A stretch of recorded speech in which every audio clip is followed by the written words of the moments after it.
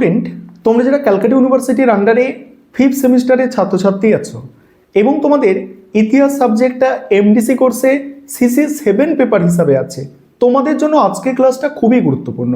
আজকে ক্লাসে তোমাদের সিসি 7 পেপারের 100% কমনযোগ্য সাজেশন নিয়ে আলোচনা করব। আর তোমরা যারা ইংলিশ ভার্সনের স্টুডেন্ট আছো তোমরাও আজকে ক্লাসটা দেখো, কারণ সাজেশনটা বাংলায় তো থাকছেই, তার সঙ্গে সঙ্গে ইংলিশেও থাকছে। এবং তোমরা এই সিসি 7 পেপার যে সিলেবাসের ওপর পরীক্ষা দিতে চলেছ, অনার্সের ছাত্রছাত্রীরা অলরেডি এই পেপারটি অর্থাৎ যে সিলেবাসের ওপর তোমরা পরীক্ষা দিতে চলেছ এই সিলেবাসের ওপর ডিএসসিসি 11 পেপারের তাদের পরীক্ষা হয়ে গিয়েছে। অর্থাৎ হিস্ট্রি অফ মডার্ন ইউরোপ 1780 থেকে 1939 অনার্সের এটা ডিএসসিসি 11 পেপারে পরীক্ষা দিয়েছে।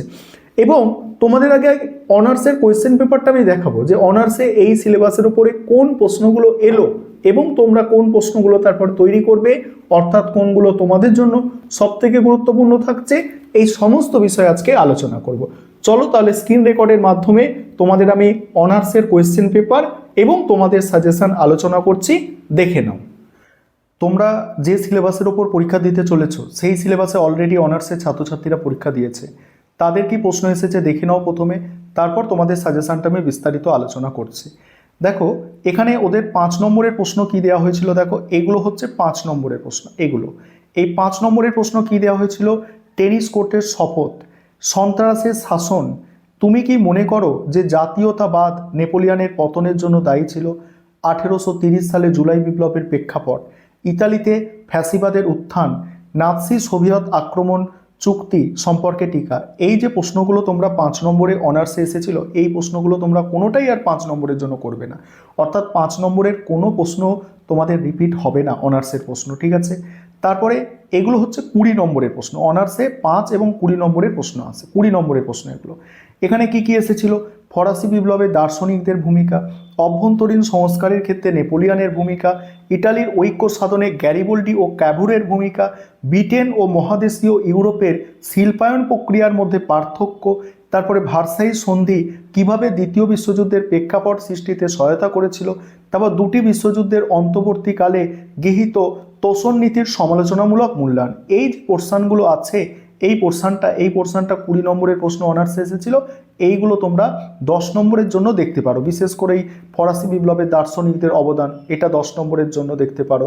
ওই ইটালির ঐক্য আন্দোলনে ক্যাভেরো গ্যারিবল্ডি এদের ভূমিকা, ঠিক আছে। আমি এবার সাজেশনটা আলোচনা করছি, সেখানে তোমরা বুঝে নাও। এবারে তোমরা সম্পূর্ণ সাজেশনটা দেখে নাও, তাহলেই বুঝতে পারবে কোনগুলো তোমাদের তৈরি করতে হচ্ছে। যেমন প্রথম প্রশ্ন অনার্সে 20 নম্বরে এসে গিয়েছে, ফরাসি বিপ্লবে দার্শনিকদের ভূমিকা, এই প্রশ্নটা তোমরা 10 নম্বরের জন্য দেখবে। তারপরে প্রশ্ন ফ্রান্সের অভ্যন্তরীণ সংস্কারের ক্ষেত্রে নেপোলিয়নের সাফল্য মূল্যায়ন করো, এই প্রশ্নটা অনার্সে 20 নম্বরে এসে গিয়েছে, তোমরা 10 নম্বরের জন্য দেখবে। এখানে আমি 10 নম্বর এবং 20 নম্বরের প্রশ্নের প্রথমে সাজেশনটা আলোচনা করছি। যেগুলো অনার্সে 20 নম্বরের এসে গিয়েছে এগুলো 10 নম্বরের জন্য দেখতে হবে, এবং যেগুলো আসেনি সেইগুলো কিন্তু তোমাদের কি করতে হবে, সেইগুলো তোমাদের কিন্তু 10 এবং 20 উভয়ের জন্যই দেখতে হবে। তারপরে প্রশ্ন কি আছে দেখো, তারপরে প্রশ্ন 3 নম্বর প্রশ্ন, মোস্ট ইম্পর্টেন্ট প্রশ্ন, খুব ভালো করে এটা করবে। প্রশ্নটা হচ্ছে 1933 থেকে 1939 সালের মধ্যে হিটলারের বৈদেশিক নীতি মূল্যায়ন করো, এই নীতি কি দ্বিতীয় বিশ্বযুদ্ধের জন্য দায়ী ছিল। পরের প্রশ্ন মোস্ট ইম্পর্টেন্ট প্রশ্ন, 1929 থেকে 1933 সালে মহামন্দার প্রকৃতি ও তাৎপর্য আলোচনা করো। পরের প্রশ্ন দেখো, এই প্রশ্নটা কি, এই প্রশ্নটা হচ্ছে 2025 সালের যে প্রশ্নপত্র আছে সেখানে 5 নম্বরের প্রশ্ন হিসাবে এসেছিল। তোমাদের এটা 10 নম্বর বা 20 নম্বরের প্রশ্ন আসতে পারে, যে ফ্রান্সে সন্ত্রাসের শাসন এর একটি মূল্যায়ন করো।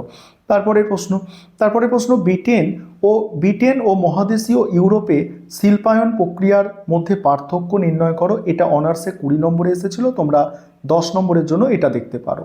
তারপরে প্রশ্ন জার্মানির ঐক্য সাধন প্রসঙ্গে বিসমার্ক ও পাসিয়ার ভূমিকা আলোচনা করো, এটা তোমরা 10 বা 20 উভয়ের জন্যই তৈরি করবে। পরের প্রশ্ন দেখো, পরের প্রশ্ন হচ্ছে 2 বিশ্বযুদ্ধের অন্তর্বর্তীকালে গৃহীত তোষণ নীতির সমালোচনামূলক মূল্যায়ন, এটা অনার্সে এসে গিয়েছে, এটা তোমরা 10 নম্বরের জন্য তৈরি করবে। তারপরের প্রশ্ন আছে 1917 সালে বলশেভিক বিপ্লবের প্রেক্ষাপট ও গুরুত্ব আলোচনা করো, এটা মোস্ট ইম্পর্টেন্ট প্রশ্ন। তারপরে ভার্সাই সন্ধি কিভাবে দ্বিতীয় বিশ্বযুদ্ধের প্রেক্ষাপট সৃষ্টিতে সহায়তা করেছিল, এটাও অনার্সে এসে গিয়েছে 20 নম্বরে, এটা তোমরা 10 নম্বরের জন্য দেখছো। তারপরে দেখো, তারপরে আছে ইটালির ঐক্য সাধনে মাৎসিনি গ্যারিবোল্ডি ক্যাভেরোর ভূমিকা বিশ্লেষণ করো। এটা অনার্সে এসেছে, এখানে গ্যারিবোল্ডি ক্যাভেরো দিয়েছিল, মাৎসিনির ভূমিকাটা কিন্তু দেয়নি। এখানে এই মাৎসিনির ভূমিকা শুধু 10 নম্বরে দিয়ে দিতে পারে, বা এই দুটো এখান থেকে যে কোনো দুটো বেছে 10 নম্বর বা 20 নম্বরের জন্য দিতে পারে। অর্থাৎ এটা তোমরা বড় প্রশ্ন হিসাবেই তৈরি করবে, ঠিক আছে, এটা 20 নম্বরের প্রশ্ন হিসাবেই তোমরা তৈরি করবে, অর্থাৎ যথেষ্ট বড় করে তৈরি করবে। তারপরে 1870 থেকে 1914 সময়কালকে কেন সাম্রাজ্যবাদের যুগ বলা হয়। নেক্সট হচ্ছে ফ্রান্সের সংবিধান সভার কার্যাবলী আলোচনা করো। এই প্রশ্নটাও তোমাদের জন্য মোস্ট ইম্পর্টেন্ট প্রশ্ন, মাথায় রাখবে। ইটালিতে ফ্যাসিবাদের উত্থান এবং জার্মানিতে নাৎসিবাদের উত্থান বিশ্লেষণ করো। এটা 2025 সালে ইটালিতে ফ্যাসিবাদের উত্থানটা 5 নম্বরে এসেছিল, এটা অ্যাডজাস্ট করে তোমাদের 10 নম্বর বা 20 নম্বরে আসতে পারে। তারপরে প্রশ্ন, 2 বিশ্বযুদ্ধের এই 14 নম্বর পর্যন্ত তোমাদের মোস্ট ইম্পর্টেন্ট প্রশ্ন, এবং তারপরে তোমরা একটু সাজেশনগুলো দেখে নাও, অর্থাৎ বাকি প্রশ্নগুলো একটু দেখে নিতে পারো, ঠিক আছে, আর কয়েকটা দেওয়া আছে। এবার 5 নম্বরের প্রশ্ন দেখো, প্রথম প্রশ্ন যেটা সাজেশনের ছিল এই প্রশ্নটা কিন্তু এসে গিয়েছে, এটা তোমাদের করার দরকার নেই, এটা করবে। প্রথম শিল্প বিপ্লব কেন ইংল্যান্ডে সংগঠিত হয়েছিল। এই যে প্রশ্নটা দেখছো না, প্রথম শিল্প বিপ্লব কেন ইংল্যান্ডে হয়েছিল, এই প্রশ্নটা তোমরা 10 নম্বরের জন্য এমনকি 20 নম্বরের জন্যও দেখতে পারো। এই প্রশ্নটা একটা ভালো প্রশ্ন, খুব গুরুত্বপূর্ণ প্রশ্ন, 10-এর জন্য, 5-এর জন্যও দেখবে এবং 10-এর জন্যও ভালো করে একটু দেখে রাখবে। তারপরে মানবাধিকার ও নাগরিক অধিকারের ঘোষণাপত্রের তাৎপর্য, কোড নেপোলিয়ান বা নেপোলিয়ানের আইন সংহিতা, কোড নেপোলিয়ান মোস্ট ইম্পর্টেন্ট, ভালো করে দেখবে, একদম ভিআইপি লেভেলের প্রশ্ন আছে এটা, ঠিক আছে। তারপরে দেখো, তারপরে নাৎসি সোভিয়েত আক্রমণ চুক্তি, এটা 5 নম্বরে এসেছিল, এটা তোমাদের কোনোভাবেই করার দরকার নেই।